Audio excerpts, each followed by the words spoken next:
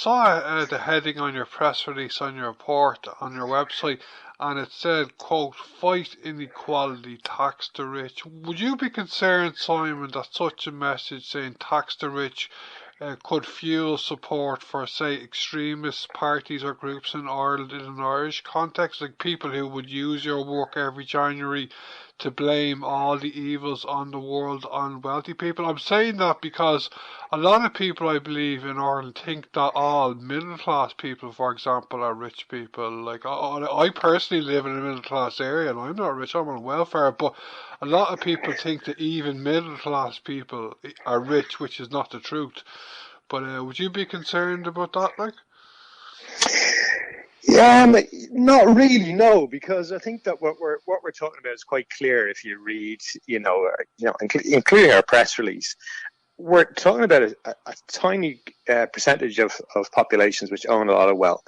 We're not, and certainly in Oxfam Ireland, we're not targeting any people individually. There's no element of personal targeting or of hate in this campaign.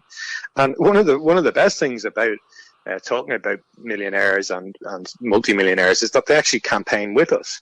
There's a couple of very active millionaire groups who want to be taxed more. They want their taxes to be used for exactly the things we campaign for. 70 million extra people pushed into extreme poverty in the world last year and the year before because of the effects of the pandemic and so on. Certainly the environmental transformation that we need. We had somebody called Abigail Disney who campaigned with us last year and again this year. She's from Patriotic Millionaires, rather, and then there's Millionaires for Humanity. She's from the Disney Empire, the Walt Disney Empire, and yet, she's somebody who says, use our wealth for much better things. So, there's nothing kind of targeted or hateful about our campaign in terms of individuals. Then when it comes to middle class wealth, as you say, they are not the people that would be liable for a wealth tax under the model that we use. When I say that our wealth tax model should be progressive, it's above a very high threshold of wealth. The lowest rate is for people who have over 5 million in net wealth, and that's individuals. So really, there's only a very small group of them in this country, on just over 20,000 people, and they, our view is that they could afford to pay a little bit because their money makes so much money every year. To pay a 2% tax is not very much.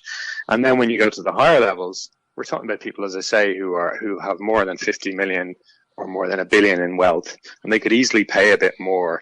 In fact, they need to pay a bit more to make their wealth move and be more productive in the ways that I've described. So, in fact, again, if you look at the graphs in our report, the middle classes are also losing out in wealth terms to this very small extreme group within the 1%.